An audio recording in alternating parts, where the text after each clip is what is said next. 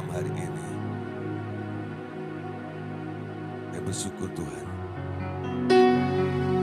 Kau melawat setiap kami malam hari ini. Terima kasih kami buka hati kami buat Engkau malam hari ini. Berbicaralah Tuhan, kami siap untuk mendengarkannya.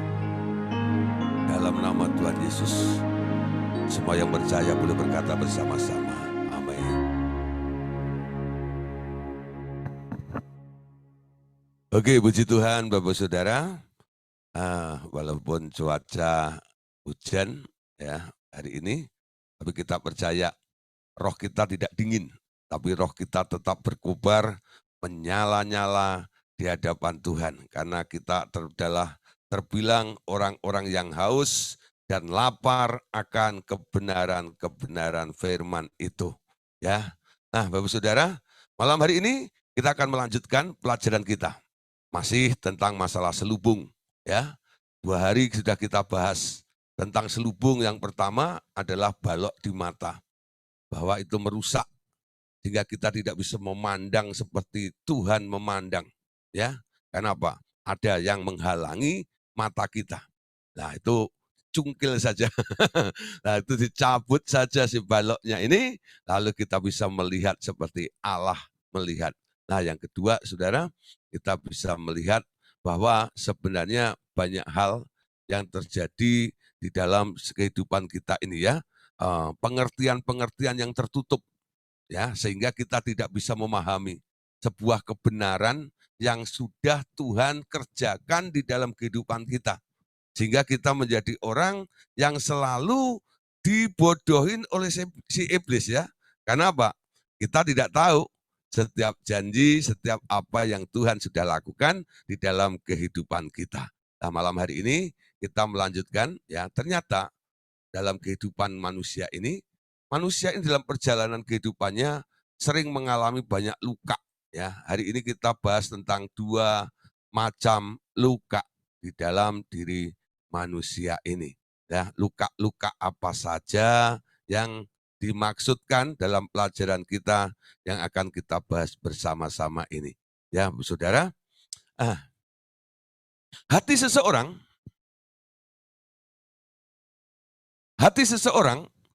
ya terluka kalau ada pelanggaran terhadap hati nuraninya. Ya, perhatikan. Hati seseorang bisa terluka kalau ada pelanggaran terhadap hati nuraninya. Ya. Namun, pikiran manusia atau pikiran seseorang juga dapat terluka karena pelanggaran orang lain terhadap konsep-konsep yang telah ada di dalam pikiran itu. Ya, jadi boleh disimpulkan malam hari ini, jadi ada 2 macam luka, yakni luka hati dan luka di daerah pikiran.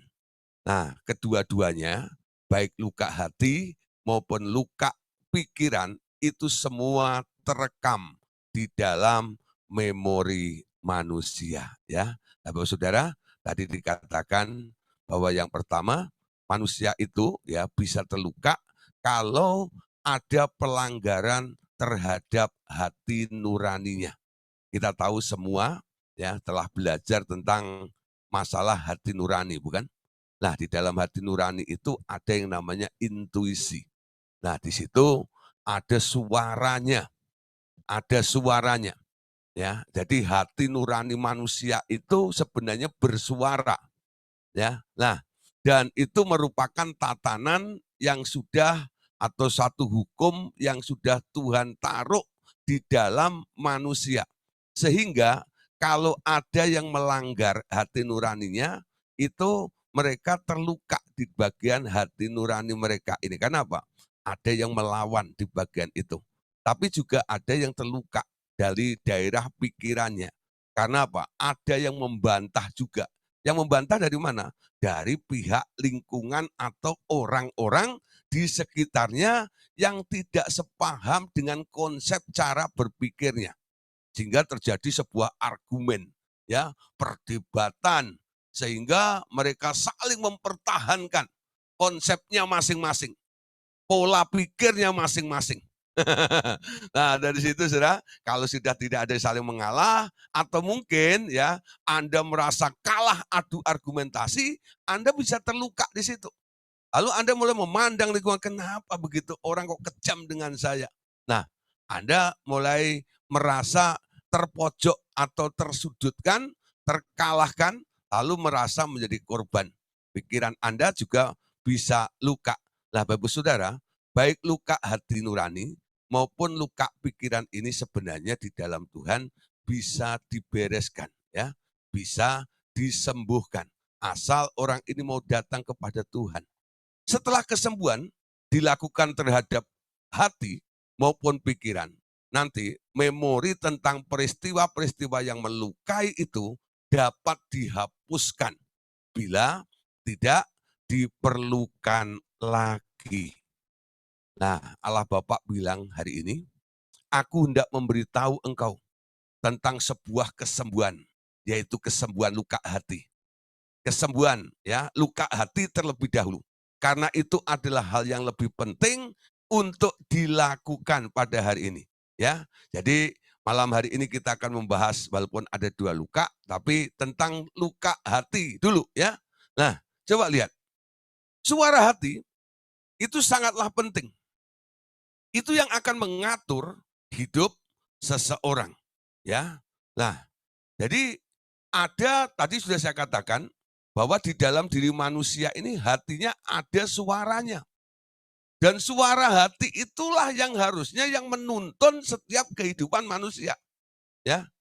Nah, karena manusia sudah mulai berpikir lalu menentukan, mempertimbangkan, menyimpulkan sesuatu dengan pikirannya dari hasil sebuah analisa, ya.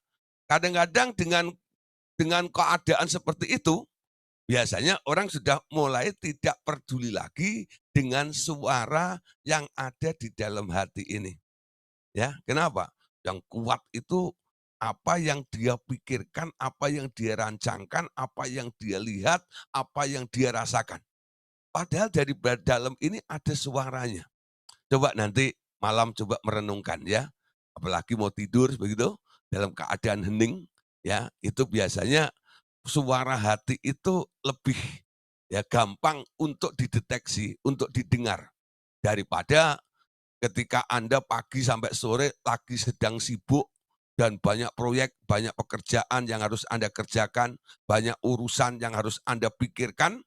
Nah, pikiran Anda sedang bekerja dengan keras. Nah, suaranya jauh lebih kuat dibanding suara hati nuranimu. Ketika Anda mau rest, mau istirahat seperti itu, nah Anda kan berhenti berpikir nih.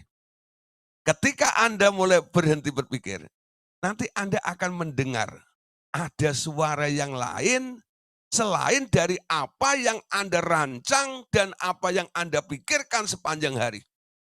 Yaitu suara dari hatimu ini.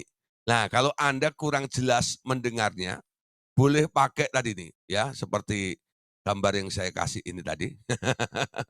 Ya, pakai headphone, pakai headset ya. Nah, kadang-kadang ada beberapa orang ya ikut Zoom meeting seperti malam hari ini, "Pak, suaranya kurang jelas." Ya, "Pak, suaranya gimana gimana?" Lalu saya sarankan, "Coba pakai headset." Gitu ya. Lah waktu dia pakai headset itu, "Oh iya Pak, sudah jelas." Jadi kalau malam hari ini ya, Anda coba mau dengar suara hatimu kurang jelas, coba pakai headset. Sebenarnya headset itu apa sih? Ya, Anda tutup telinga Anda dari berita yang dari luar, suara-suara yang lain. Sehingga hanya suara dari kabel ya, dari speaker yang nempel di telinga Anda, itulah yang diprioritaskan untuk boleh mengisi gendang telinga Anda, sehingga Anda bisa mendengar lebih kuat daripada suara-suara di sekitar Anda. Paham ya? Jadi konsentrasi, itu gambarannya headset itu. Ya, jadi difokuskan. Ya, kalau orang kurang fokus, kurang memperhatikan hati nuraninya, dia tak pernah mendengar suara hatinya. Ya, semua orang punya hati nurani. Dan ada suara di dalam hati nuraninya itu. Tapi ada yang nggak memperhatikan dan ada yang memperhatikannya. Yang memperhatikannya pasti mendengar suaranya.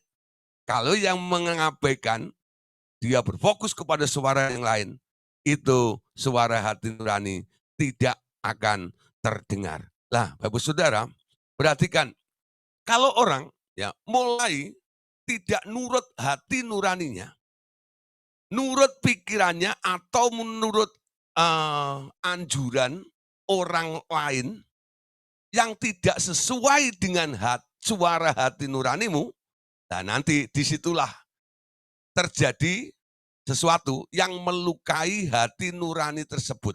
Ya, di sini gini.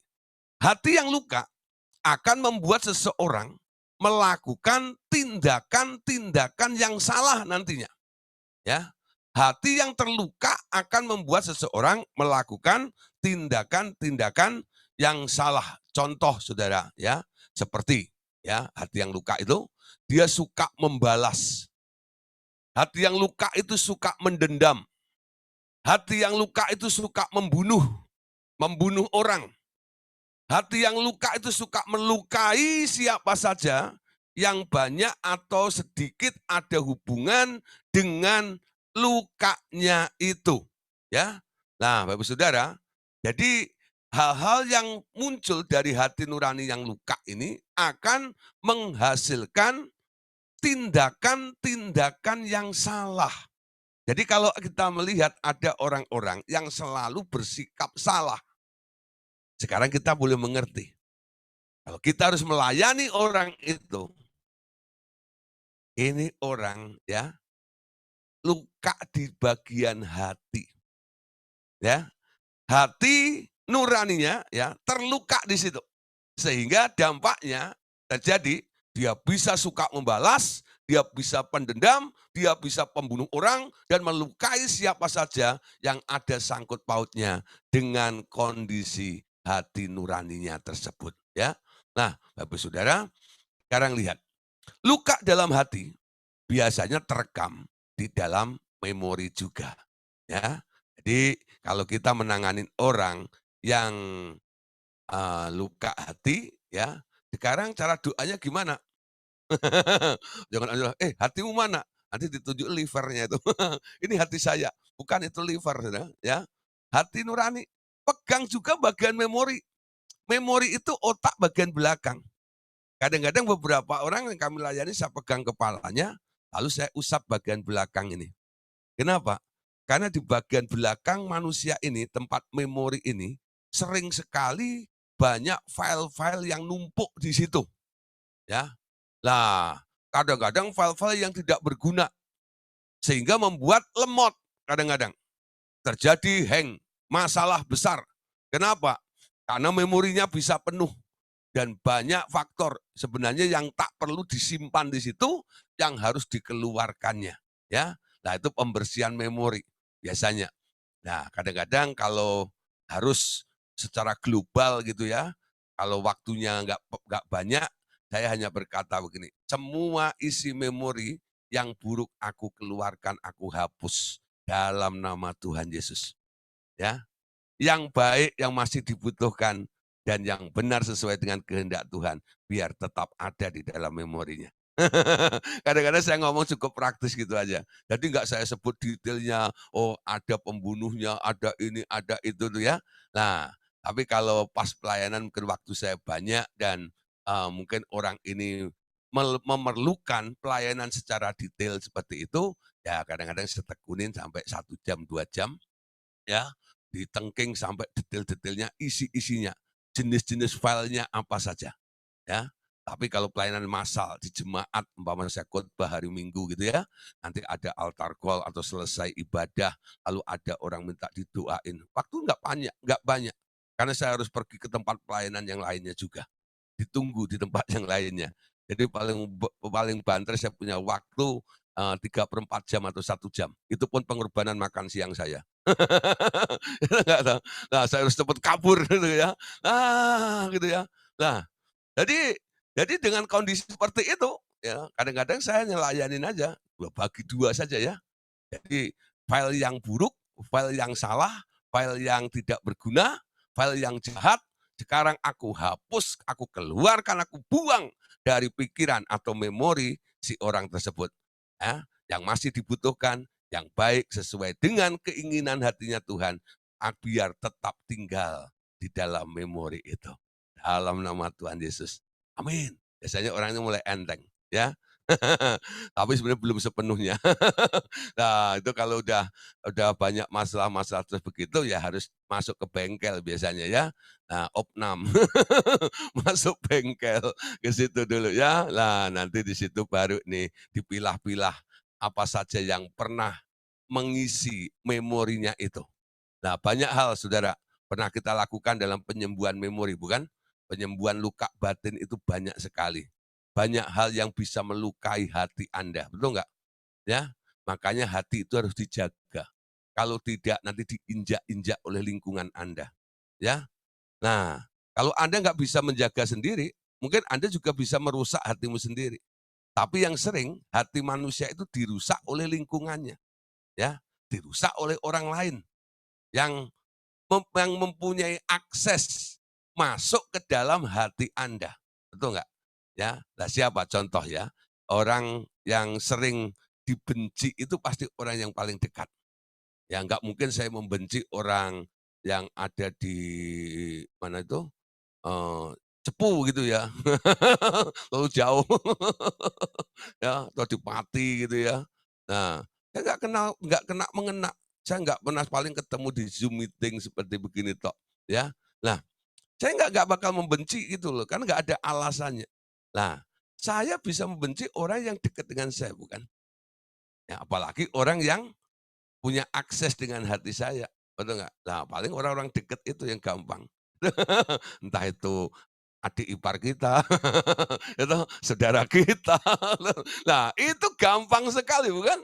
Nah, kenapa? Dia punya akses masuk ke hati Anda, ya. Awalnya baik, awalnya rukun, awalnya saling mengasihi, awalnya saling memberi, awalnya saling menolong, betul nggak? Nah, lama-lama ada yang culas, ya, ada yang mulai ingkar atau ada yang mulai, nggak bener gitu ya. Nah, mulai terluka nih hatinya. Orang-orang yang dekat, yang punya akses dengan hati itu. Makanya jaga hatimu dengan segala kewaspadaan, karena dari situlah akan memancar kehidupan. Kalau hatimu rusak, yang memancar apa? Pasti kematian, betul? Anda bunuh orang, Anda benci orang. Orang benci itu sama seperti orang membunuh. Betul nggak? Jadi orang yang hidup kadang-kadang masih berkeliaran di depan Anda. Saking bencinya Anda nggak menganggap orang itu ada. Anda anggap sudah mati. Betul nggak itu? Nah, jadi belum dibunuh fisiknya, tapi di alam roh, Anda nggak mau melihat apa yang Anda inginkan. Betul nggak itu? Biarin dia mati saja. Saking bencinya. Anda nggak bunuh, tapi Anda sudah membunuh di alam rohnya. Benci sama dengan membunuh. Ya, karena apa? Ada dendam di situ. Itu munculnya karena ada hati yang terluka. Amin. Nah, tapi kalau hatimu terluka jangan berkoar-koar di dunia kayak orang nyanyi itu. Sakitnya hati ini. Gak usah nyanyi begitu. Kalau Anda sakit hati, hatimu luka, datanglah kepada Yesus. Amin. Ya, jangan ikutin lagu-lagu itu, sakitnya hati ini. Nah, jadi nggak usah nyanyi lagu itu. Ya, datang kepada Yesus. Bila hati terasa berat, ku datang Yesus. Dia mengerti setiap apa yang terjadi di dalam kehidupan kita. Dan dia bisa dan mau untuk menyembuhkan kita semuanya. Amin. Orang yang terluka tidak mau datang kepada Tuhan Yesus, justru dia mungkin pergi ke orang-orang lain. Untuk apa? Membuka semua luka hatinya itu. Sebenarnya apa? Anda cari mangsa baru. Orang yang Anda ceritakan, nanti walaupun dia tidak mengena dengan orang yang Anda ceritakan, dia akan benci juga dengan orang yang Anda ceritakan itu. Jadi itu nular, betul nggak? Jadi jangan Anda tularkan. Ya, umpama Anda punya masalah dengan seseorang, lalu Anda cerita dengan suami Anda atau dengan istri Anda. Nanti suami dan istri Anda ikut benci orang itu kan? Padahal itu masalah Anda dengan dia.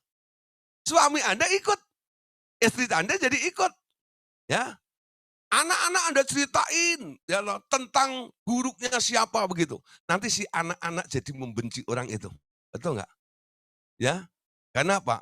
Merasa orang tuanya diperlakukan buruk oleh orang itu. Nah, ini sebenarnya nggak boleh ditularkan seperti itu. Jangan datang, jangan curcol, jangan curhat kepada manusia. Ketika hatimu luka, duduk di bawah kaki Tuhan.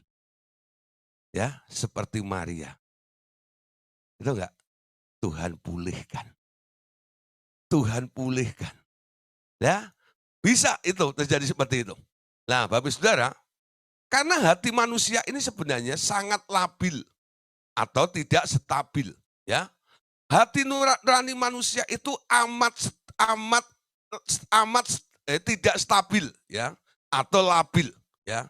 Hanya bila hati nurani itu menemukan peneguhan oleh firman Tuhan, baru ia akan menjadi teguh.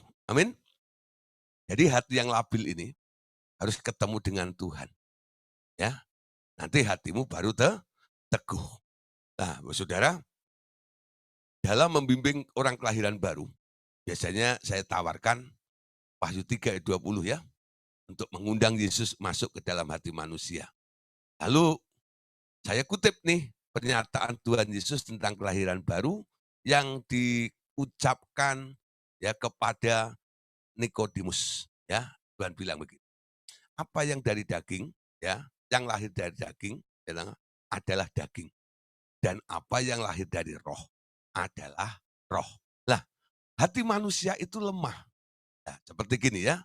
Awalnya roh manusia atau hati manusia ini, hati yang lemah ini, hati yang labil ini sering goyah. Satu hari ketemu dengan hati yang teguh, yaitu hatinya Tuhan Yesus. Lalu mengundang, terjadilah persekutuan antara hati manusia dan hatinya Yesus. Dengan masuknya Yesus menggumpal di dalam diri Anda di dalam Yesus, Yesus di dalam Anda. Semua hal yang lemah di dalam diri Anda sekarang di-cover ya dengan hal yang kuat yang ada di dalam Tuhan Yesus ini. Sehingga sekarang Anda yang menerima Tuhan Yesus, Anda disebut orang yang kuat di dalam Dia. Amin. Orang yang teguh karena Anda punya landasan, karena Anda punya dasar, karena Anda punya penopang, yaitu Tuhan Yesus yang ada di dalam diri Anda. Amin. Nah, Bapak Saudara, perlu sekali ya kita ketemu dengan Tuhan ini. Setiap hari saya selalu katakan, Tuhan, aku nggak bisa lakukan semuanya ini tanpa Engkau. Aku nggak bisa lakukan ini seorang diri. Aku nothing, ya. Tapi bersama dengan Engkau Tuhan, aku akan melakukan perkara-perkara yang besar. Bersama dengan Yesus, tidak ada yang sukar. Bersama dengan Tuhan Yesus, pasti akan ada jalan keluar. Nah, itu selalu saya pakai dalam, saya biasanya kalau doa, apalagi doa penutup, ya ibadah gitu, selalu gitu. Saudara pulanglah, bersama dengan Tuhan, kita akan melakukan perkara yang besar. Bersama dengan Tuhan Yesus, tidak ada yang sukar. Bersama dengan Tuhan Yesus, kita akan melakukan perkara-perkara yang besar itu. Terimalah damai sejahtera Allah, sukacita dari Roh Kudus, dalam nama Yesus. Amin. Nah, saya selalu ya, orang kalau udah dengar doa saya gitu, itu doanya Pak Gideon. Ya, kenapa? Doa penutupnya selalu ada bersama Yesus.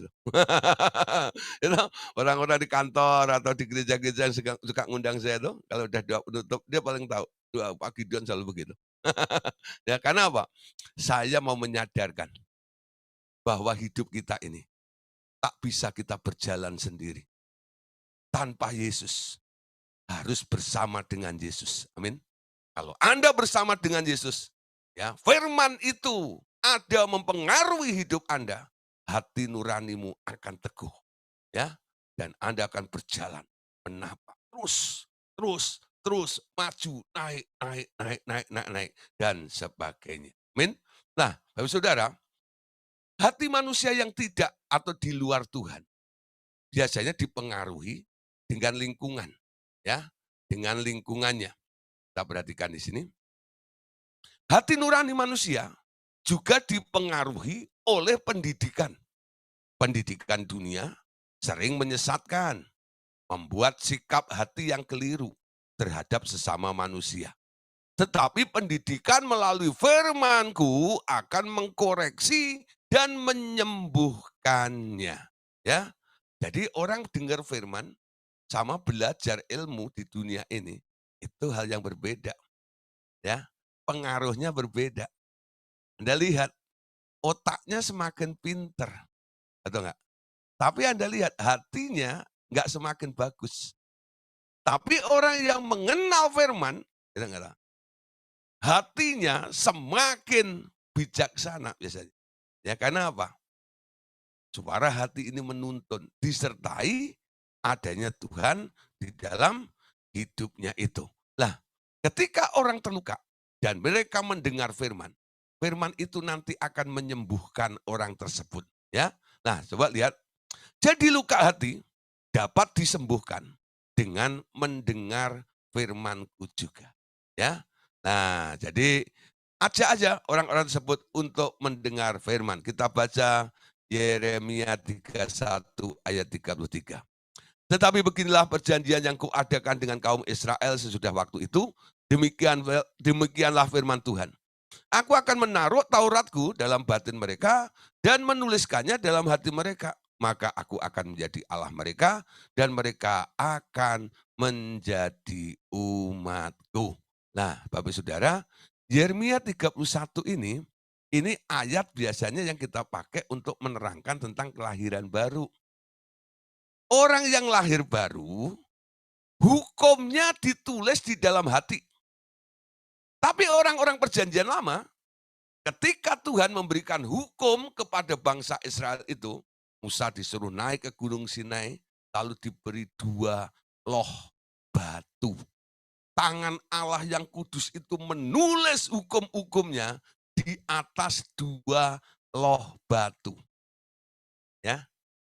Orang perjanjian baru, anak-anak Allah yang sudah terima Tuhan Yesus masuk ke dalam hatinya, sekarang hukumnya ditulis bukan di 2 loh batu, tapi ditulis di atas loh hatimu. Amin. Jadi Tuhan menulis hukum-hukumnya. Ya. Jadi kalau Anda mempertimbangkan sesuatu, jangan terlalu Anda pakai logika Anda. Menjadi orang rohani harus lebih memprioritaskan setiap keputusan yang Anda akan ambil, itu munculnya dari sini. Bukan dari sini. Dari hati. Bukan dari pikiran Anda. Coba nanti cek. Ya. Kalau Anda ngobrol dengan sesama gitu ya. Nanti kalau bilang, kalau aku pikir, nah berarti dari pikiran ya. Kalau aku rasakan, jadi dari perasaan ya. Betul nggak? Nah, kalau aku pertimbangkan, nah itu kalkulasi. Betul nggak? Nah, kalau orang ini dengar suara Tuhan, dia nggak ngomong seperti itu. Bukan karena aku pikir, bukan karena aku rasakan.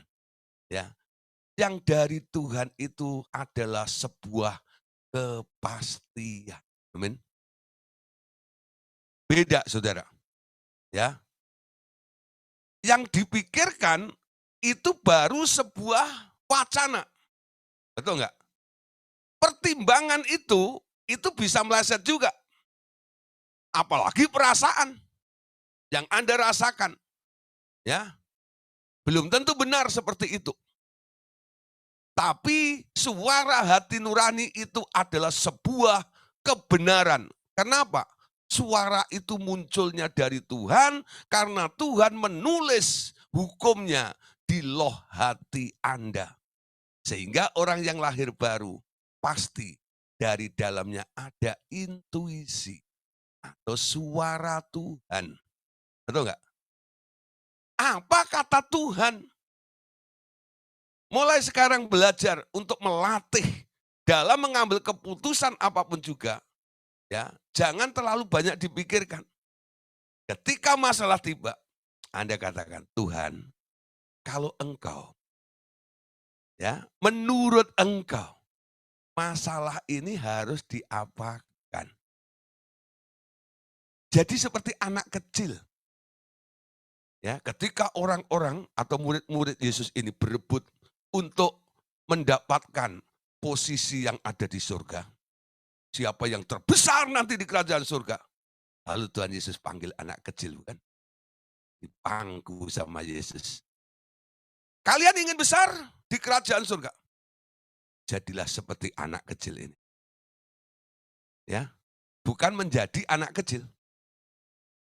Menjadi anak kecil itu kekanak-kanakan, kolokan artinya, betul nggak? Nggak mandiri, betul nggak? Nggak bertanggung jawab. Nah itu menjadi anak-anak namanya. Tapi kalau seperti anak, artinya apa? Anda orang yang dewasa, tapi boleh meniru. Ada sifat yang baik yang dimiliki oleh seorang anak. Ya, apa yang dimaksud oleh Tuhan Yesus ini? Si anak ini, dia selalu bergantung kepada orang tuanya. Itu sikap anak, saudara. Manusia itu awalnya didesain, itu enggak ya? Bukan untuk mandiri, bukan. Ya, mandi sendiri. Bukan ya. Awalnya manusia itu dibuat oleh Allah, didesain untuk bergantung kepada Allah. Karena Allah mau mengajar. Targetnya Allah mengajar manusia untuk mengisi otak manusia itu sampai penuh 100%. Betul nggak? Belum sampai seperti itu. Udah masuk atau mengambil makan buah pengetahuan baik dan jahat itu. Sebenarnya Allah mau supaya manusia itu selalu bergantung kepada Dia. Dikit-dikit nanya, Tuhan, ini gimana? Tuhan, ini apa? Nah, coba budayakan. Coba latih. Ya, menghadapi istri, mama gitu ya. Aduh, istri saya sakit seperti gini. Tuhan, apa yang harus aku lakukan? Tanya sama Tuhan. Jangan Anda berpikir, lalu pikiranmu Anda tuang kepada Tuhan. Berarti Anda lebih pintar dari Tuhan, betul nggak? Nah, paham ya? Banyak orang tuh kadang-kadang begitu, ngajarin Tuhan. Betul nggak? Anda yang harus belajar dengan Tuhan. Dia tulis hukumnya di dalam loh hatimu. Supaya Anda tahu apa kehendak Tuhan, apa rencana Tuhan di dalam setiap kehidupan kita. Amin. Nah, banyak orang luka di sini karena apa? Dia berpikir, itu enggak itu? Lah, terus melukai hati nuraninya itu. Maka Yeremia ini katakan, Tauratku, ya, aku taruh ke dalam batin mereka dan menuliskannya dalam hati mereka, maka aku akan menjadi Allah mereka dan mereka akan menjadi umatku. Ya, perhatikan ayat ini sekali lagi. Ya, di sini dia katakan, aku akan menaruh Tauratku dalam batin mereka. Jadi ditaruhnya di dalam batin. Dan dituliskannya di dalam hati. Sehingga ia akan menjadi Allah. Ya, dan kita menjadi umatnya. Amin. Nah, Bapak Ibu Saudara, karena adanya hukum di dalam hati manusia ini, maka di dalam hati manusia sekarang ada yang namanya kebenaran. Jadi, ya, ada kebenaran di dalam hati nurani. Nah, seseorang dapat menjadi luka batin karena pelanggaran terhadap kebenaran-kebenaran yang sudah tertanam di dalam hati nuraninya ya sejak mereka dilahirkan ya.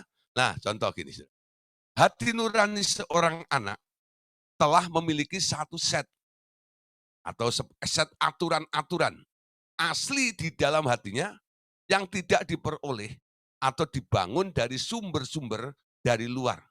Tapi itu terbawa sejak lahir dari keturunannya, ya. Nah, sekarang kita lihat, setelah dia tumbuh, ya, hati nurani itu kemudian berkembang melalui pengalaman dan pendidikan. Ya, karena apa? Wah, dia mulai ini ya, apa namanya, suka pergi ya, camping ya, lalu tarik tarik pengalaman-pengalaman ya, tarik sampai mendaki ke gunung ya, gunung kan kudaki, lautan kuseberangi, tarik pengalaman-pengalaman baru. Nah, kita bandingkan saudara ya, kalau kita punya peliharaan ya, contoh anjing atau kucing gitu ya. Nah, itu sebenarnya mereka punya tabiat-tabiat sendiri. Tapi karena dilatih kadang-kadang mereka bisa menirukan seperti itu. Nah, di sini Pak Andreas menuliskan karena dia punya pengalaman dengan anjingnya ya.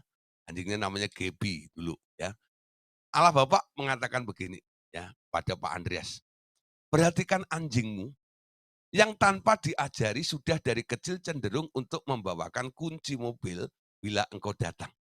Karena ada dorongan ingin membantu dan menolong tuannya tanpa diajari. Juga sejak ia bisa keluar rumah, ia tahu tidak boleh mengotori rumah dengan buang kotoran di dalam rumah. Ia selalu ingin menjadi berguna bagi tuannya kapan saja. Ya. Nah, anjing aja bisa. Ya. Nah, seorang bayi juga mempunyai ya, seorang bayi juga mempunyai nilai-nilai seperti itu secara alamiah di dalamnya.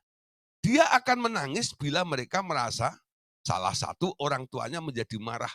Sekalipun marah itu tidak diungkapkan dengan nyata. Nah, Bapak Saudara, bayi itu bisa ya. Siapa yang ngajarin nangis itu?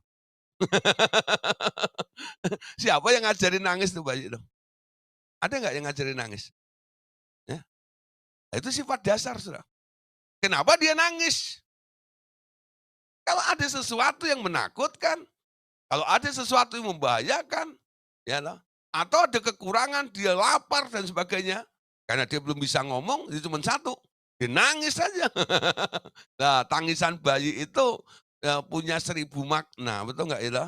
Ya, ngompol nangis, itu nggak itu? Lapar nangis, itu nggak itu? Nah, apa? Lihat lihat makhluk-makhluk apa yang mengerikan gitu, nangis gitu ya. Taunya cuma nangis saja, ya. Lihat Pak Simon nangis gitu ya lah,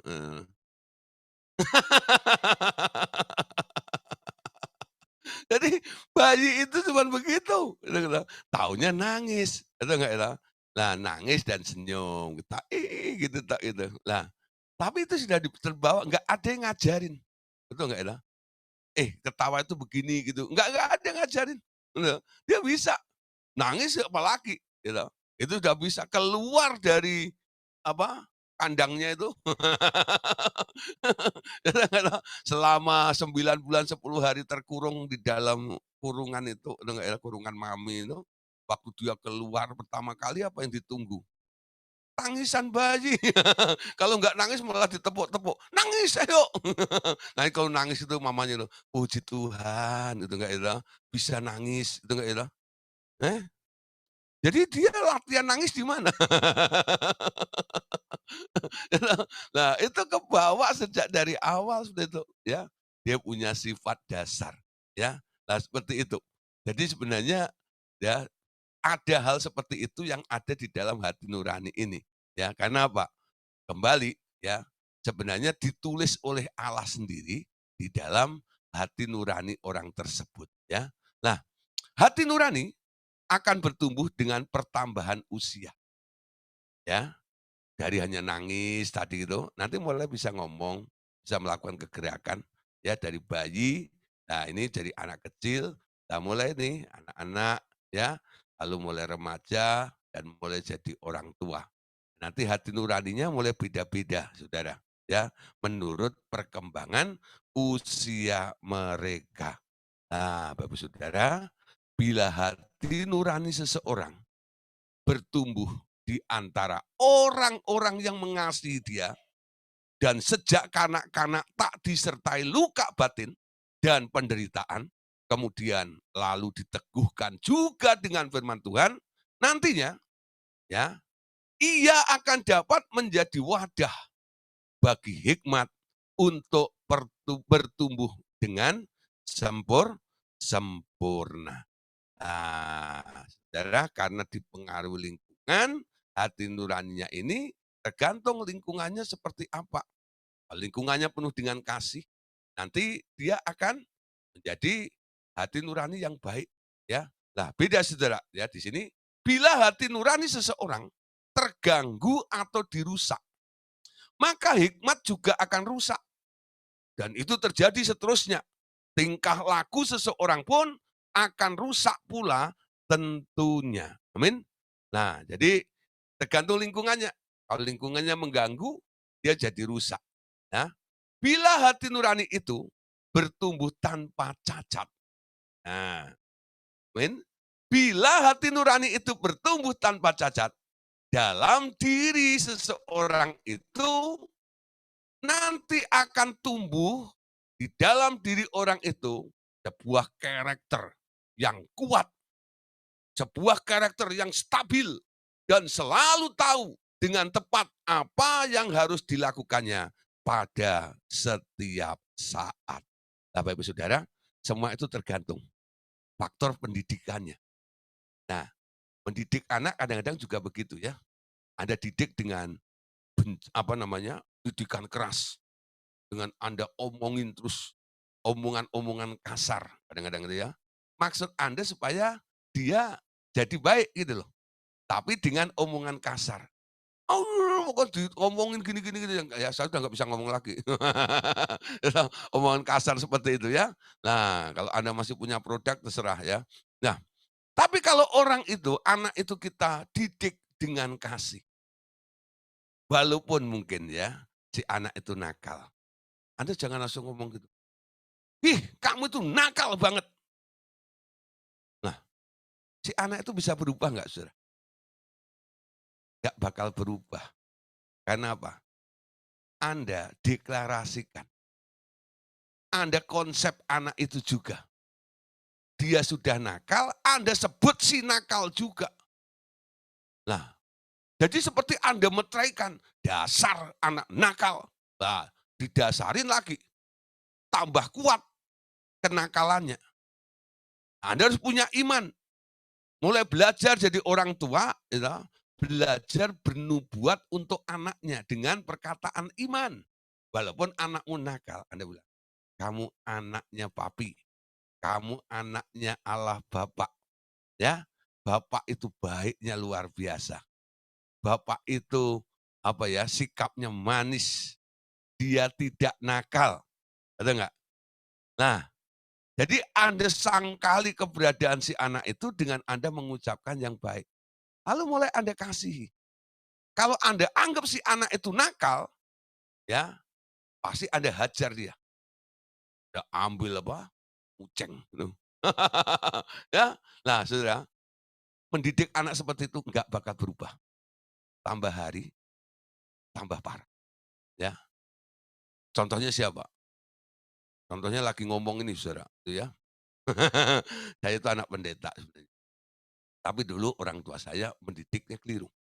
Dengar ya, waktu saya mulai, eee, apa ya, ada pengaruh lah itu dan ditambah lagi di kelas 2 SMP, bapak saya meninggal, ya. Lalu saya membesarkan 4 anak, ya. Nah, terus di pelayanan di daerah gitu ya, beberapa orang pernah datang ke rumah saya, tahu ya, di kampung gitu. Lah, di situ saya mulai kecewa, udah nggak enak, karena apa? Tuh, dan kedua sudah nggak ada bapak lagi gitu ya. Lalu saya mulai sedikit sedikit ini gitu loh apa, bereaksi istilahnya, ya. Ibu saya mulai mulai mulai panik gitu ya melihat perubahan sifat saya itu. Apa yang dilakukan gitu gitu. Setiap saya mungkin pulang terlalu malam gitu ya, nggak nurut ini dan itu, pulang sekolah nggak langsung pulang dan sebagainya, nggak boleh mandi di sungai, saya malah berenang dengan teman-teman di sungai gitu nggak ya. Wow, macam-macam itu gitu. Pulang saudara, apa yang terjadi? Kemucing sudah ada, gitu loh. Wah, punggung ini jadi sasaran. Sebulan itu ibu saya beli 3 kemucing, gitu loh. Bukan bulunya yang rontok, saudara, tapi tangkainya yang pecah. Nah, saudara, biasanya kan kemucing itu bulunya rontok, betul nggak itu? Lah, ini bulunya masih utuh, tapi itu tangkainya pecah semuanya. Ya karena apa? Melawan itu punggung saya. Dan dulu saya tuh coba mengeraskan hati. Ya mungkin saya laki-laki, saya anak pertama, saya laki-laki, saya pantang nangis gara-gara kemucing. Itu yang malah membuat ibu saya jengkel. Ini anak digebukin kok nggak nangis. Ih, tidak, tidak, tidak. Nanti kalau sudah adik saya nangis gitu-gitu, dia baru berhenti, gitu kan. Jadi pembelanya adiknya, nanti kalau ada adik saya, "Udah!" gitu loh, baru berhenti gitu ya, pukul saya gitu. Wah, dipikir dengan gitu saya jerak gitu ya. "Enggak sudah," bilang gitu. Itu tambah, ya dibilang, "Jangan pulang malam ya." Saya betul, nurut, nggak pulang malam, pulang pagi sudah, gitu. Nah, anak baik, betul nggak? Nggak boleh pulang malam, ya pulang pagi, bilang gitu. Nah, itu baik sudah, kan firman Tuhan bilang gitu, tampar pipi kiri kasih pipi kanan. Kasih lebih. Jangan pulang malam. Iya, saya nggak pulang malam, pulang pagi. Itu loh, itu teman-teman saya di SMA itu ya. Ketika kemarin kami bikin seminar hamba Tuhan, ada beberapa yang sudah jadi pengurus gereja juga. Nah, dia cerita sama murid-murid yang ikut kemarin ya. Kita kan pergi kemarin 6 mobil tuh. Nah, terus pada cerita, "Nggak nyangka itu Pak Gideon," katanya. Sekarang bisa jadi hamba Tuhan. Itu pada pada tahu semua ya kisah saya seperti itu. Ada Bu Yanti, ada Bu Deborah tuh ikut kemarin ya. Mereka pada cerita teman-teman saya itu ya. Nah, apa yang saya terjadi dalam hidup saya. Kenapa terjadi seperti itu?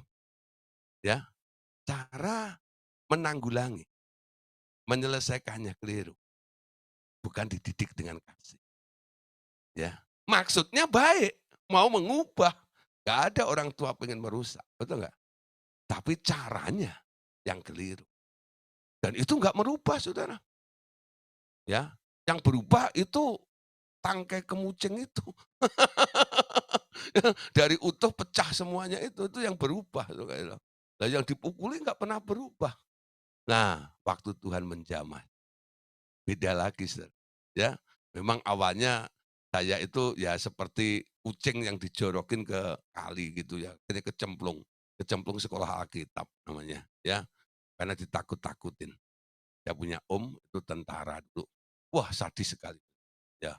Itu saya punya kakak apa, sepupu, ya, itu juga nakal luar biasa. Itu kalau udah ketemu dia, ditaruh di dalam karung berasnya tentara itu, lalu disangkutkan di pohon, dikasih itu sudah angkrang itu loh, semut itu loh. Hukum gitu. Wah, ketika dia datang ke rumah, lalu ibu saya bilang ini, "Tuh tolong dibawa." Wah, saya ketakutan. Dibawa ke mana? Dibawa ke sekolah Alkitab. Waduh saudara, itu awalnya saya nangis. Awalnya saya nggak pengen jadi pendeta. Gitu nggak. Tapi di situ Tuhan panggil saya. Saya ngerti sebuah panggilan, ya. Nah, akhirnya proses terjadi. Itu tahun 87 itu, ya terjadinya. Wah, Tuhan panggil saya, luar biasa. Nah, Bapak Saudara, faktor pendidikan ini penting, ya. Jadi saya mengalami dididik ala apa, ya. Nah, sekarang saya sebagai orang tua, pasti kita punya anak, betul nggak? Nah, kadang-kadang anak ada yang nggak nurut juga dong. Dia punya maunya sendiri, dia punya keinginan sendiri, dia punya gaya sendiri. Apakah saya mau berlaku seperti orang tua saya dulu kepada saya? Setelah saya mengerti kebenaran, cuma satu yang saya kerjakan, ya, saya banyak menabur kasih. Ya. Mungkin orang menganggap, ini kok kurang tegas gitu, ya kan. Kalau Anda keras, berarti Anda harus tegas tuh kan?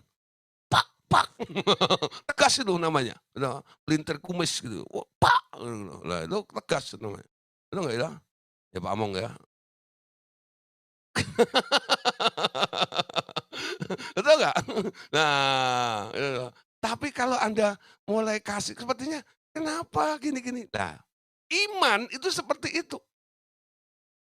Anda harus tetap berkata, "Engkau anak yang baik, engkau anak yang pintar," walaupun nilainya telur bebek terus, gitu. Ya tahu nggak? Lah kalau telur bebek 2 depannya ada 1 ya bagus, namanya 100. Ya tahu nggak? Lah kalau telur bebek sekilo gitu tapi nggak ada satunya ya nol terus semua buat apa? Gitu. Jangan bilang, "Dasar anak bodoh," jangan begitu. "Kamu anak yang pintar, ayo kita belajar," gitu nggak ya. Jangan perkatakan yang sia-sia terhadap si anak itu. Dan mulai belajar bernubuat untuk anak Anda. Kamu adalah anak Allah. Ada benih ilahi di dalam hidupmu. Ya, nasibmu seperti itu. Betul nggak ya? Seperti bapaknya. Ya, seperti bapaknya. Lah, di dalam Alkitab Saudara, ada seseorang, ya. Kalau dilihat kondisinya sebenarnya, ya, ini Salomo, ya. Dia terpilih sebagai raja Israel, walaupun dia dilahirkan oleh Batseba, bekas istri Uria. Nah, ini keadaannya Saudara. Salomo itu istrinya, anaknya Daud dari Batseba, bekas istri Uria. Anda tahu peristiwanya? Daud nyolong istri orang ya, terjadi perzinahan, jadi gini dan itu. Daud itu punya istri yang sah sebelumnya, ya. Kenapa yang menggantikan menjadi raja justru si Salomo ini? Kenapa Tuhan memilih Salomo itu? Nah, kita perhatikan Saudara. Kenapa Absalom, kenapa Adonai gitu ya, itu malah mereka memberontak terhadap bapaknya. Ingat ya, Absalom itu berontak dengan bapaknya. Dia mati kesangkut itu loh, ditusuk, ditombak sama Yoab. Lah, itu lihat deh, dari anak-anaknya Daud ini, yang paling bisa diandalkan, yang paling bisa diharapkan, ya, yang dipilih oleh Tuhan, itu justru anak dari Betseba. Istri hasil nyolong punyanya suami orang, istri orang. Suaminya dibunuh, ya. Kok malah dipilih oleh Tuhan? Kayaknya nggak adil ya. Harusnya kan dari istri yang lainnya lebih baik, ya, keturunannya daripada dari Betseba. Kenapa mesti dari Betseba? Nah, kita perhatikan di sini. Kenapa Salomo yang terpilih? Nah, ternyata waktu bayi, Salomo adalah seorang yang amat damai. Sejak lahir dan sangat terdidik dalam lingkungan keluarga yang takut akan Tuhan. Tidak seorang pun melukai batinnya dan dia bertumbuh dalam lingkungan yang bersih. Ya, bapaknya Daud mengasihinya dan Tuhan juga mengasihinya sejak dilahirkan.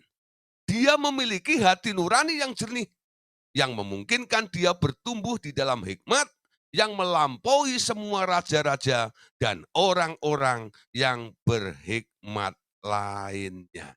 Ya, perhatikan di sini 2 Samuel pasal 12 ayat 24 sampai ayat yang ke-25. Ya, dasarnya ini Saudara. Kemudian Daud menghibur hati Batseba, istrinya. Ia menghampiri perempuan itu dan tidur dengan dia. Dan perempuan itu melahirkan seorang anak laki-laki. Lalu Daud memberi nama Salomo kepada anak itu. Tuhan mengasihi anak ini. Ayat 25. Dan dengan perantaraan Nabi Nathan, ia menyuruh menamakan anak itu Yedija. atau Jedidiah yang artinya oleh karena Tuhan. Ya, perhatikan. Salomo itu bukan anak perzinahan, bukan. Anak hasil perzinahannya mati, bukan? Ya, mati ya. Nah, setelah jadi istrinya, atau enggak, ditegur sama Nathan, selesai kan? Nah sudah, Uriahnya udah mati, gitu enggak. Akhirnya, dah Tuhan sudah setuju juga. Itu masa lalu, ya. Jadi peristiwanya harus dipisahkan. Salomo itu bukan anak perzinahan, bukan. Dia sudah disetujui, direstui oleh Tuhan. Makanya Tuhan juga ikut campur tangan. Ya. Nah, tapi sekarang kita perhatikan. Ya, Batseba itu sedih sekali. Kehilangan si anak yang mati itu. Walaupun itu anak perzinahan. Lalu Daud menghibur. Perhatian Daud itu lebih kepada Batseba daripada kepada istri-istri yang lainnya. Perhatikan ya, Daud perhatiannya lebih kepada Batseba ini. Ya. Nah, setelah itu Tuhan memberkati. Lalu beranak. Kasihkan anak, beri nama Salomo. Salomo itu yang kasih nama si Daud. Tapi Nathan, Nabi Nathan, yang menegur Daud kala itu, dia datang juga ketika mendengar Daud atau Batseba melahirkan seorang anak. Apa yang dilakukan oleh Nabi ini? Nabi itu berkata, anak ini diberi nama Jedijah atau Jedidiah, yang artinya ini oleh karena Tuhan. Ya, dan Salomo itu akhirnya menjadi orang yang bertumbuh dalam hikmat yang luar biasa. Sehingga hikmatnya dikenal sampai ke penjuru dunia. Bahkan Ratu Seba itu sampai datang ke Israel hanya pengen melihat bagaimana Salomo yang punya istri dan gundik 1000 itu, plus anak-anaknya, bagaimana kalau makan bareng. Ayo, mejanya segede apa? Ya, kambing sapi berapa ekor? Tuh, bayangin saudara. Nah, itu istri dan gundik 1000 kan? Bener nggak? Belum anak-anaknya yang lain. Wah, bagaimana mengatur meja itu, meja makan itu. Itu Ratu Seba itu datang hanya pengen melihat bagaimana dia mengatur keluarganya. Dan semua heran dengan hikmatnya. Salomo bertumbuh menjadi orang yang sangat berhikmat. Kenapa dia bisa bertumbuh begitu pesat dan luar biasa? Karena memang ada damai di dalam dirinya. Suasana damai, suasana kasih itu mempengaruhi hidup daripada si Salomo ini. Amin. Salomo atau yang disebut yang suka damai, nama itu diberikan ketika dia disunat. Anda bisa bandingkan dengan Lukas pasal 1 ayat yang ke-59. Ya. Maka datanglah mereka pada hari yang ke-8 untuk menyunatkan anak itu dan mereka hendak menamai dia Zakaria menurut nama bapaknya. Nah, Bapak Saudara, itu ada dalam Lukas 1 ayat yang ke-59. Jadi perbandingannya ini ya tentang memberi nama ini dibandingkan dengan ketika ya Zakaria punya anak, ya lahir anak sebelum dikasih nama Yohanes. Karena Zakaria itu bisu. Ketika dia sedang bertugas di bait suci, di ruang Maha Kudus, dia tidak dikasih tahu oleh Tuhan. Kamu tahun depan akan punya anak. Dia ketawa, Kak. Mana mungkin istri saya itu udah mandul, dul, dul, dul, dul. Gak bakal punya anak. Karena kamu nggak percaya, bisu kau. Bisu saudara. Dia keluar dari bait suci itu, dia nggak bisa ngomong. Ditanya gini-gini gagu nggak bisa ngomong sampai akhirnya orang bilang, coba ambil itu kapur tulis. Lalu dia mulai menuliskan ya bahwa Tuhan berbicara kepada dia. Nah, tentang istrinya yang akan mengandung itu. Ketika tiba hari persalinan, istrinya melahirkan, orang pada sibuk nih. Mau kasih nama siapa ya? Mereka bilang, udahlah kasih nama kayak bapaknya aja. Bapaknya kan Zakaria, kasih aja namanya Zakaria Junior. Sekarang kan ada model gitu ya, Zakaria Junior. Ya, nah jadi nama bapaknya dikasih kepada anaknya. Ada bapak-bapak yang begitu ya. Nah contoh itu ya, ada dulu ada batuan namanya Yeremia Arem ya, anaknya Yeremia Arem Junior loh. Jadi nama bapaknya diambil langsung ya. Nah, jadi kasih aja namanya Zakaria sajalah, gitu ya. Tapi orang bilang, "Ah, enggak, jangan jangan jangan jangan." Gitu enggak lah. Nah, gini aja lah, sekarang kita kasih kapur lagi ya supaya bapaknya tulis saja di papan ya, tentang nama anak ini. Lalu ketika dia mau kasih nama, dia sedang tulis begitu, terlepas itu ya, apa yang mengikat mulutnya ini sampai akhirnya dia bisa ngomong, sambil nulis dia bilang, "Yohanes." Siapa yang kasih nama Yohanes? Itu pesan. Ketika dia dijanjikan punya anak, Tuhan sudah bilang, anak itu nanti namanya Yohanes. Siapa yang kasih nama Yesus? Bukan Maria, ya, bukan Yusuf. Yang kasih nama Yesus itu malaikat yang disuruh oleh Allah Bapa. Nanti anak yang akan kamu kandung, beri nama dia Yesus. Amin. Nah ini kembali. Daud kasih nama anaknya Salomo, bukan? Tapi Nabi Nathan datang, enggak, nama anak itu adalah Jedidiah. Artinya ya, dia adalah yang penuh damai. Nah, ya. Nah, jadi ini Jedidiah ini loh. Nama Jedidiah yang ada di dalam Salomo itu adalah pemberian dari Tuhan sendiri melalui Nabi Nathan itu. Amin.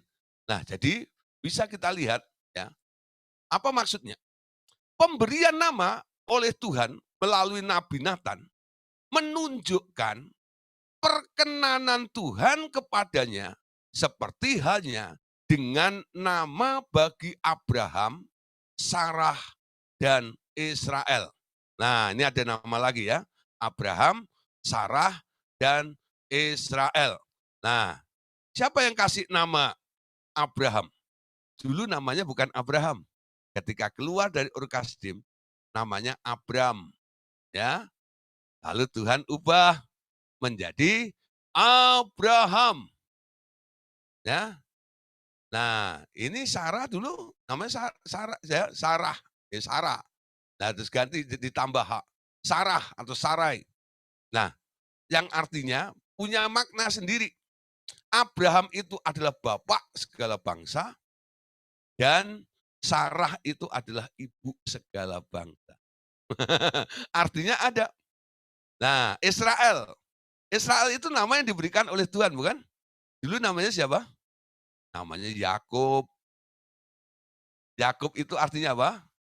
Penipu. Lalu dia bergulat dengan Allah di sungai Yabok itu. Lalu Tuhan memberkati Yakub dan Tuhan mengubah namanya Yakub. Kamu bukan lagi Yakub, tapi sekarang kamu adalah Israel. Apa artinya Israel? Prince of God, ya, anak Allah. Nah, sekarang lihat, ada beberapa orang yang mengalami nasib buruk dalam hidupnya, ya. Lalu Tuhan memberikan hikmat kepada saya, kasih nama, nama baru, ya. Beberapa orang ada yang saya kasih nama. Ya, nah awalnya dia seneng gitu ya, lama-lama terus dia bilang nggak suka dengan nama itu juga. Ada terus kakaknya Bu Bea itu, ya, namanya Pak Thomas. Nah, kita kami layani, saya bilang, "Nah, Thomas itu artinya, kurang percaya," saya bilang. Benar nggak ya? Benar nggak? Ya, Thomas itu kan kurang percaya. Nah, supaya imannya lebih kuat ya, sekarang ganti namanya Abraham. Ya, saya kira itu. Nah, akhirnya saya panggil, Om Pak Abraham. Nah, ngerti paham ya? Jadi kadang-kadang ada hal seperti itu, ya. Walaupun namanya dari Alkitab. Nah, coba nih nanti ada orang kasih nama orang anaknya Yudas gitu, loh, kok kasih nama Yudas gitu, gitu. Gitu. Nah, gantilah gitu, gitu. Nama keren gitu apa, ganti Natanael gitu ya. Nanti akan mengikuti ya seperti apa yang terjadi dengan si Natanael itu. Ketika saya membaptis orang kadang-kadang waktu saya celupkan dalam air, lalu saya angkat, aku bangkitkan engkau menjadi manusia baru, ciptaan baru di dalam Allah. Yang lama sudah berlalu, sekarang engkau sudah ciptaan baru. Menjadi warga negara kerajaan surga. Dalam nama Tuhan Yesus. Amin. Ketika dia saya dorong keluar, silakan keluar, ganti yang lain gitu. Kadang-kadang Tuhan kasih nama buat mereka. Ya, ya, kadang-kadang begitu. Oh, namanya dia. Ini gitu.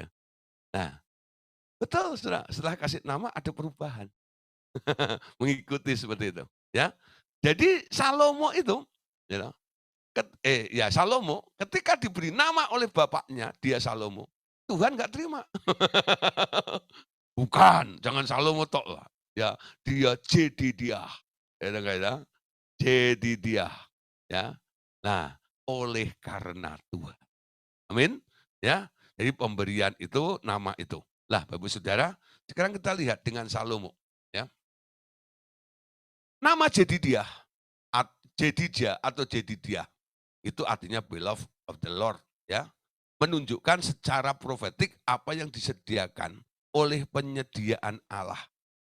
Yakni pengangkatannya sebagai pengganti Daud dan pemerintahan Salomo yang megah atas Israel. Ya, jadi arti daripada Jedidiah itu, saudara. Nah, saudara, sekarang kita perhatikan. Hati yang luka itu harus dipulihkan. Ya, pemulihan hati yang banyak luka itu harus cepat dipulihkan. Ya, kalau enggak nanti hatinya akan hancur. Yeremia 17 ayat 10. Aku Tuhan yang menyelidiki, yang menguji batin untuk memberi balasan kepada setiap orang setimpal dengan tingkah langkahnya, setimpal dengan hasil perbuatannya. Nah, perhatikan, kalau kita berdiri di hadapan Tuhan, Tuhan itu dia yang punya hak dan dia mampu untuk menyelidiki setiap hati Anda. Benar? Dia juga yang akan menguji setiap batin atau hati Anda. Di hadapan Tuhan Anda nggak bisa bersembunyi. Dia tahu isi hatimu. Betul nggak? Seringkali orang terkecoh. Nabi besar seperti Samuel aja terkecoh. Ketika disuruh untuk mengurapi anaknya Isai, ya, dia sudah terkecoh dengan anaknya nomor satu, namanya Eliab. Karena postur badannya gede, mirip dengan Saul nih. Cocok untuk gantiin Saul. Tapi Tuhan bilang, ya, jangan lihat parasnya. Bukan itu yang aku mau. Nah, kamu melihat paras. Aku melihat hati. Betul nggak? Tuhan tuh melihat hati Anda. Ya, nah, kalau orang kadang-kadang cari pasangan hidup, nah lihat apanya? Ada orang saya tanya gini, ya kalau kamu nih nanti cari pasangan hidup, ya coba kamu pilih orang yang wajahnya jelek, ya loh, atau yang hatinya jelek. Gini, orang wajahnya jelek, hatinya baik, ya. Orang wajahnya bagus, cakep, tapi hatinya jelek. Pilih mana coba? Ya, pilih mana? Ada yang bilang gini, Pak, ya kalau di-combine gimana Pak? Maksudnya gimana? Ya wajahnya baik, hatinya baik gitu. Itu bukan pilihan saya bilang. Ya pilih apa seperti apa yang saya tanyakan ini. Ya, coba pilih mana yang wajahnya jelek, hatinya baik, atau wajahnya baik, wajahnya cakep, kadang-kadang, tapi hatinya jelek. Pilih mana? Ah, akhirnya dibilang gini, Pak gini aja, saya pilih yang wajahnya ganteng tapi hatinya jelek. Loh, kamu kok milih begitu? Kan gini Pak, kalau hati itu kan didoain bisa berubah. Tapi kalau wajah didoain sampai kapanpun nggak akan berubah, Pak. Katanya gitu. Wah. Itu ada yang ngomong begitu, Saudara, ya kan. Saya dengar jawaban gitu tuh geli juga ya. Nah, Saudara, ya ternyata cara memandangnya berbeda kan. Dia nggak peduli tentang hati orang itu jahat atau enggak, yang penting fisiknya. Itu cara memandang manusia, saya katakan. Tapi cara pandang Tuhan itu beda, Saudara, ya. Cara pandang Tuhan itu beda. Dia tidak melihat paras, tapi dia melihat hati. Amin. Justru Tuhan itu yang bisa mengubah wajah yang jelek jadi ganteng. Saudara. Ya enggak? Di dalam Tuhan bukan seperti konsep pemikiran Anda. Ya, ngubah hati itu enggak semudah seperti itu. Ya, ada orang yang pura-pura untuk mendapatkan ya istri gitu. Dia pura-pura baik dulu ya. Nanti kalau sudah dapat, ya itulah saya. Diubah, gak mau, betul nggak? Seumur hidup Anda akan terluka dengan kondisi seperti itu. Pilihan sendiri. Ya, mengubah hati nggak semudah itu. Kecuali orang itu mau datang kepada Tuhan, baru hatinya bisa diubah. Tapi untuk membawa orang datang pada Tuhan, tidak semudah membalikkan tangan. Betul? Banyak istri-istri menderita seumur hidup karena pilihannya. Betul nggak? Karena dia memperhatikan paras, bukan memperhatikan hati. Amin. Nah, saudara, Allah menyelidiki hati dan dia juga menguji setiap hati manusia. Nah, apakah itu berarti mereka yang pernah mengalami luka-luka berat di dalam hati mereka tak bisa menjadi hati yang suka damai? Nah, jawabannya gimana? Sebenarnya, ya, ya, susah juga ya. Demikianlah. Tetapi aku selalu mampu untuk mengubah setiap kejadian buruk menjadi suatu pengajaran yang berharga dan menjadi hikmat tentunya. Namun, hati terluka itu akan kurang mampu menangkap kebenaran-kebenaran dengan cepat. Dan kemampuannya untuk melihat jauh ke depan juga kurang dibandingkan dengan mereka yang memiliki hati yang suka damai itu. Ya, bisa sih di-repair, bisa sih diperbaiki, tapi agak lemot, ya. Beda dengan yang memiliki suka damai si Jedediah itu loh. Beda, ya. Nah, mungkinkah hati seseorang dipulihkan sehingga bisa menjadi hati yang suka damai? Nah, mungkin atau tidak? Kalau Anda tanya kepada Tuhan, jawabannya cuma satu. Bagiku tidak ada yang mustahil. Bagi Tuhan tak ada yang mustahil. Bagi Tuhan tak ada yang tak mungkin. Amin. Bagi Tuhan. Bagi Anda, bagi-bagi. Nah, bagi Tuhan nggak ada yang mustahil. Jadi semua masalah tentang hati itu tidak bisa diselesaikan oleh manusia. Yang bisa menyelesaikan hanya Tuhan. Betul nggak? Jadi Anda nggak bisa mengubah hati orang, nggak bisa. Yang bisa mengubah hati suamimu, yang bisa mengubah hati istrimu, yang bisa mengubah hati mertuamu yang nyinyir, gitu ya. Gitu ya. Nah itu, yang bisa mengubah siapa? Cuman Tuhan. Anda nggak bisa mengubah hati seseorang. Ya, yang bisa mengubah hati seseorang cuman Tuhan. Amin. Karena dia yang membuat hati. Amin.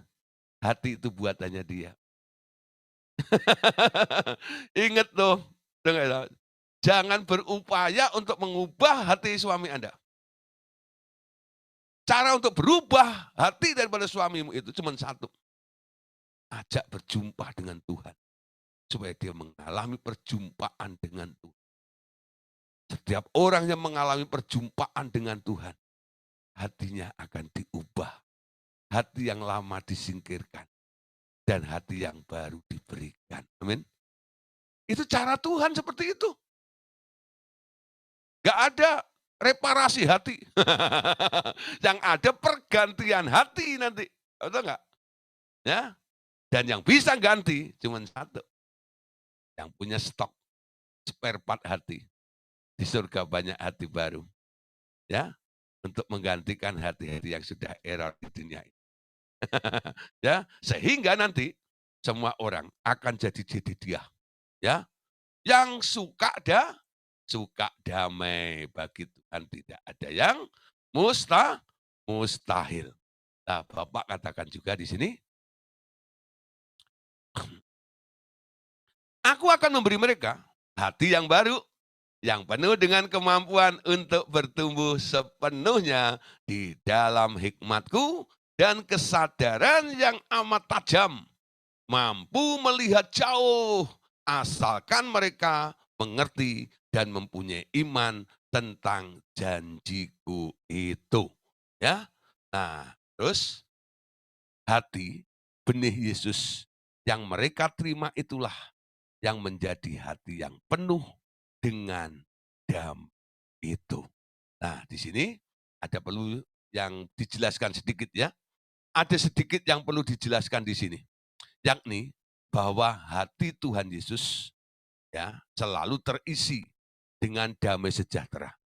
Walaupun Tuhan Yesus pernah menderita dengan sangat, sekali saja damai sejahteranya itu lenyap, yakni ketika ya Bapaknya harus meninggalkannya sesaat seorang diri di kayu salib. Karena ia sedang memikul seluruh murkanya Bapa atas manusia itu. Tapi ya, ia tak pernah mengalami hal serupa itu sebelumnya. Tapi pengalaman sekali-kalinya itu telah menyempurnakan dia. Ia telah memikul seluruh keadaan ditinggalkan yang akan pernah dialami manusia setelah dia, dan dia menanggungnya seorang diri sehingga segala bentuk keadaan ditinggalkan umat manusia ditiadakan oleh ya. Yeremia 24 ayat yang ke-7.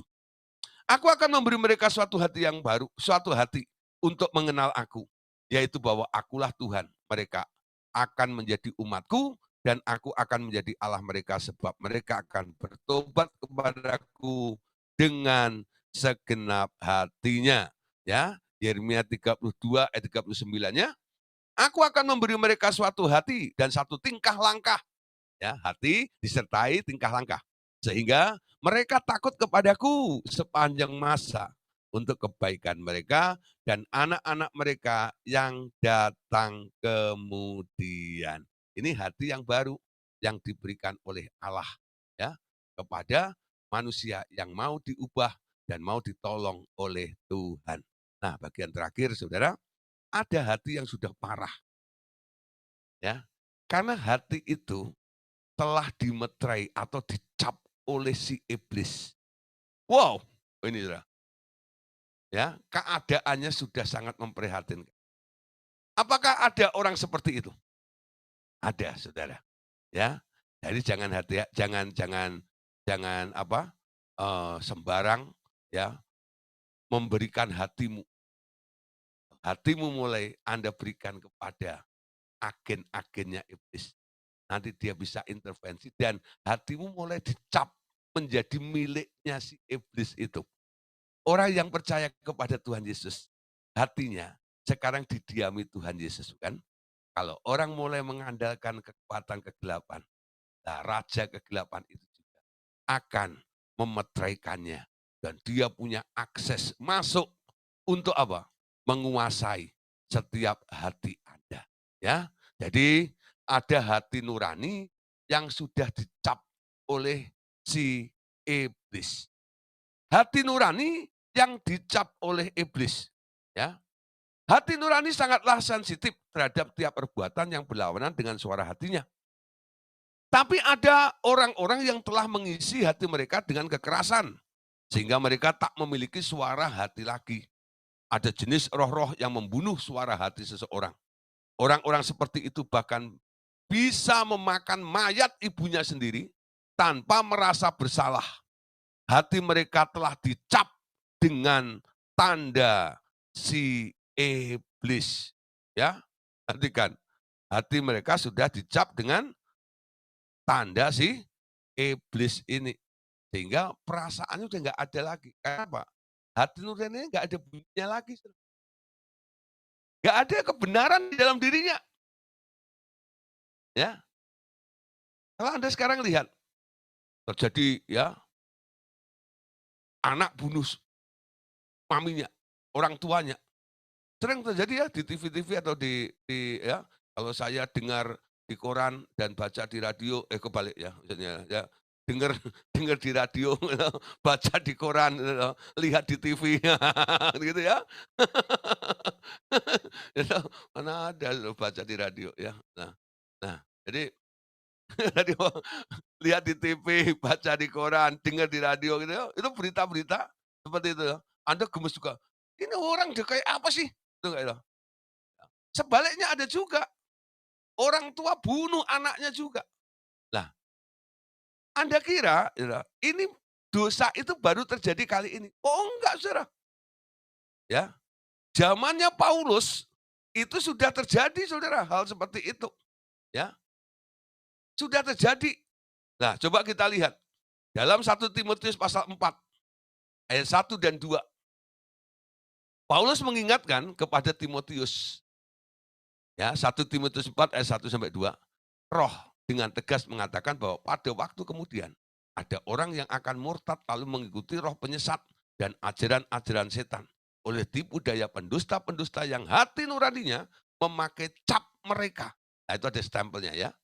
Mereka melarang orang kawin, melarang orang makan makanan yang diciptakan Allah supaya dengan pengucapan syukur dimakan oleh orang yang percaya dan telah mengenal ke kebenaran itu. Nah, sekarang lihat ya, sebenarnya siapa? Mereka yang memakai cap si iblis ya, share by hot iron itu. Nah, ini seperti di ya itu kalau bahasa Koreanya pakai ini ya, ya di apa, pakai pakai bara gitu loh ya, besi panas gitu. Ya, ya, jadi kayak kena setrika itu. Panas nih, dicap gitu itu ya. Nah, siapa yang pernah mendapat capnya itu? Nah, kita lihat. Mereka adalah orang-orang yang memberi diri mereka kepada iblis dengan kerelaan mereka sendiri, ya. Karena mereka membutuhkan pertolongan, kadang-kadang mereka datang kepada agen-agennya, datang ke orang pintar, datang ke dukun-dukun, datang ke paranormal dan sebagainya, lalu mereka mengikatkan diri, ya, merelakan diri supaya apa? Iblis bisa intervensi. Nah, orang-orang seperti ini tanpa sadar, dia sudah ada cap iblis di dalamnya loh, ya. Nah, sekarang ya Allah Bapak mengingatkan dengan cerita yang pernah dialami oleh Pak Andreas. Seorang anak asuhmu yang pernah menyerahkan diri kepada iblis adalah seperti itu. Tapi karena doa dan kasihmu yang terus-menerus, ia kini terbebas sepenuhnya dan memberikan hatinya kepadaku sepenuhnya sekarang. Ya, nah terus banyak orang yang meminta si iblis mengontrol hidup mereka karena beratnya beban yang mereka tanggung dalam sistem dunia ini. Ya, itu yang terjadi. Ya. Ini karena banyaknya masalah dalam dalam dirinya, jadi mereka mau dikontrol dan mereka tak segan-segan. Mereka membuat kontrak dengan si E. Ya, ada orang yang bosen jadi orang miskin. Ya, bosen jadi orang miskin. Udah kerja banting tulang, kepala ganti kaki, kaki ganti kepala kayak akrobat, itu nggak itu. Nggak kaya-kaya pula. Akhirnya ada yang ngomong, kamu pengen kaya, pergi sana ke Gunung Kawi, nggak itu, ketemu Mbah Jungko. You si A itu pergi ke sana tuh sekarang jadi kaya. Kemana-mana bawa pakai Alphard, Jaguar ya, baby Benz dan sebagainya. Ya. Nah, kamu kemana-mana cuma bawa babi. Nah, pergi ke sana, nah, gitu ya. Akhirnya pergilah dia ke sana, ya. Betul. Oh, beberapa tahun kemudian dia jadi orang kaya, usahanya lancar, kelihatannya gini gini gini gini, ya. Nah, Tapi kita lihat orang-orang yang memperoleh pertolongan dari kuasa-kuasa seperti itu. Mereka sudah mengikat kontrak, betul nggak? Ya, betul. Ada beberapa orang yang pernah melakukan itu. Ketika dia bertobat, dia cerita apa adanya, ya, bukan mengada-ada. Dia cerita apa adanya. Sampai dia dituntut, ya, sampai 7 keturunan, ya. Ada yang dituntut sampai 4 generasi, ya. Pokoknya dari setiap generasi harus ada satu korban. Sampai begitu. Karena apa? Perjanjiannya apa dulu? Biasanya tuntutan mereka adalah nyawa atau darah. Dan mereka nggak segan-segan untuk mengorbankan anaknya, mengorbankan cucunya, mengorbankan cicitnya. Atau mungkin kadang-kadang karena ini bentuknya sebuah perusahaan besar, dia nggak segan-segan setiap tahun mempersembahkan karyawannya. Ada Saudara, gitu nggak? Perusahaan-perusahaan yang karyawannya matinya nggak wajar, gitu nggak? Dan tiap tahun ada itu, ya. Nyata perusahaan itu besar sekali dan maju terus, ya. Tapi korban berjatuhan terus. Nah, itu boleh dilihat juga. Nah, Anda nggak usah tanya sama saya, "Apa itu Pak?" Nggak usah. Anda pakai mata roh aja. Ya, pasti ya. Nah, saya tahu itu ya. Nah, nanti Pak Among itu ahli-ahlinya ya. Nanti dia tahu apa. Nanti bisa kita ngobrol di, apa, diskusinya nanti ya. Mereka membuat kontrak dengan si iblis. Nah nah terus, nah,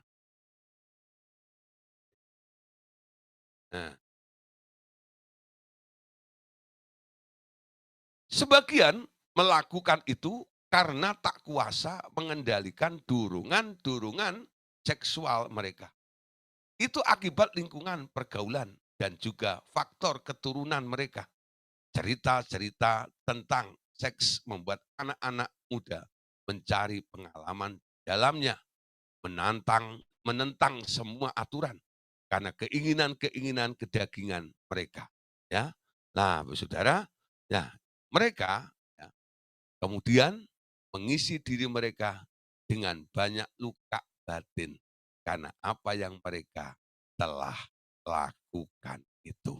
Nah, ketika seseorang tiba pada keadaan sadar akan dirinya kembali karena satu atau lain sebab mereka merasa begitu kotor hingga mau bunuh diri.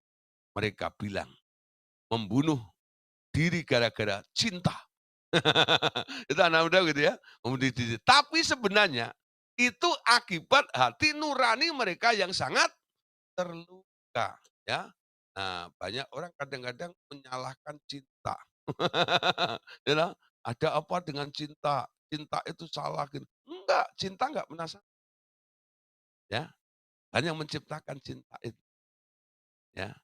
Kalau orang terluka dengan cinta, dengan namanya cinta, bukan karena cintanya yang melukai, karena sikap orang itu, ya, yang membuat dia terluka ketika dia ada di daerah cinta, ya. Jadi dikatakan bahwa ya, mereka bilang membunuh diri karena cinta. Tapi sebenarnya itu akibat hati nurani mereka yang sudah sangat terluka. Nah, ada kasus lagi.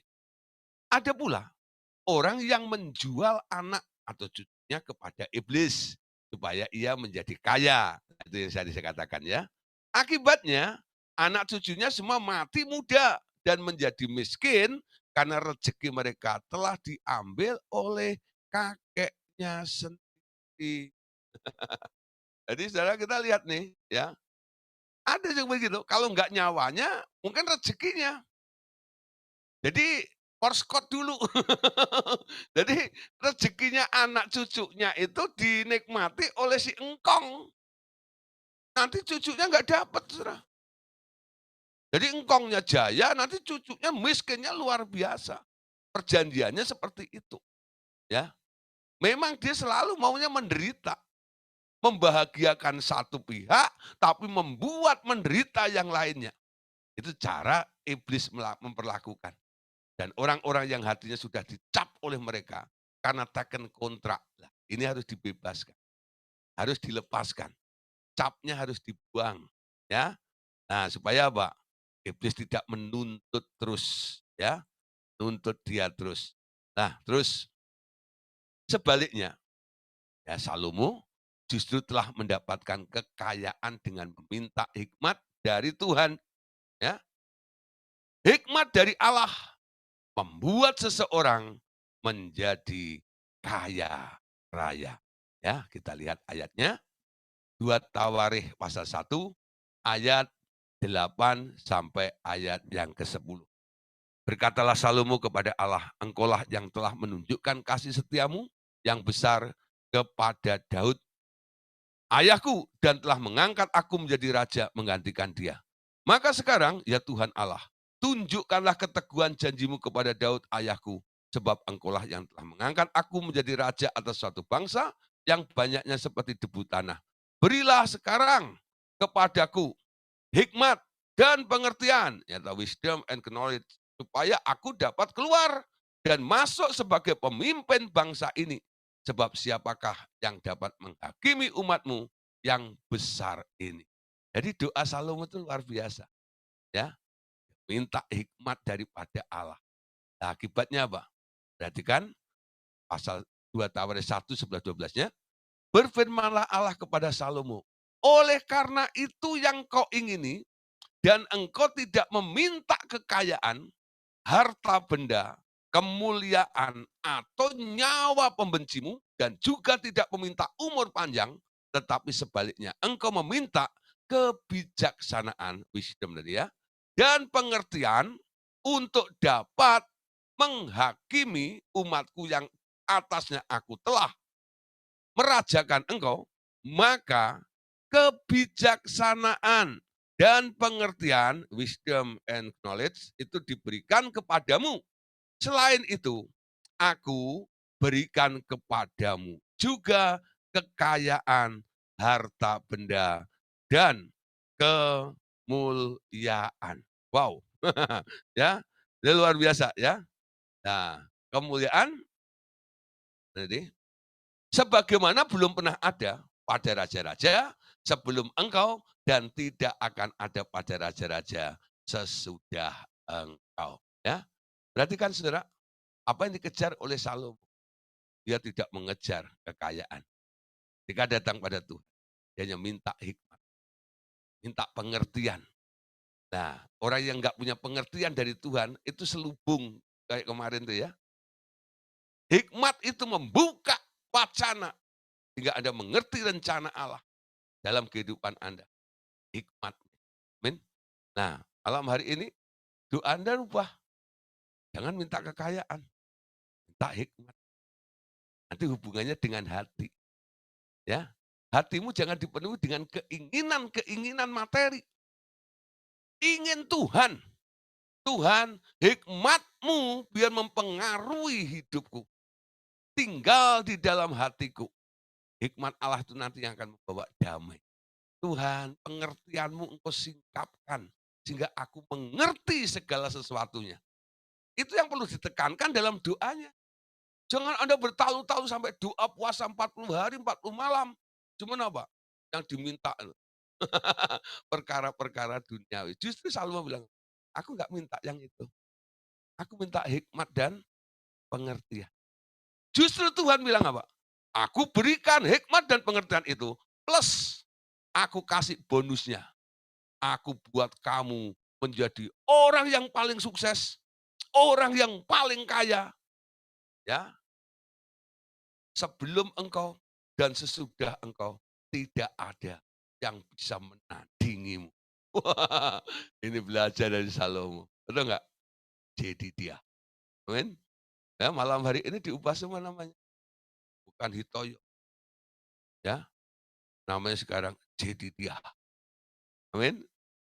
Ya, penuh dengan damai. Ya, atas perkenan Allah. Nah, itu posisi-posisi seperti itu. Anda harus ada di tempat itu. Ya, bereskan semuanya. Orang-orang yang penuh dengan keinginan-keinginan, terlalu banyak cita-cita dan ambisi, nanti saudara akan mengalami satu keadaan yang sangat memprihatinkan. Nah, Besok kita akan bahas bab berikut. Judulnya adalah disilusi. Ya, disilusi. Nah, ilusi itu satu pemikiran jauh atau cita-cita, ya, angan-angan, keinginan, tapi nggak nyampe. Itu namanya disilusi. Ya, besok kita bahas bersama-sama. Amin. Oke, puji Tuhan malam hari ini sudah selesai untuk hal selubung. Tuhan Yesus memberkati kita semuanya. Ya, amin.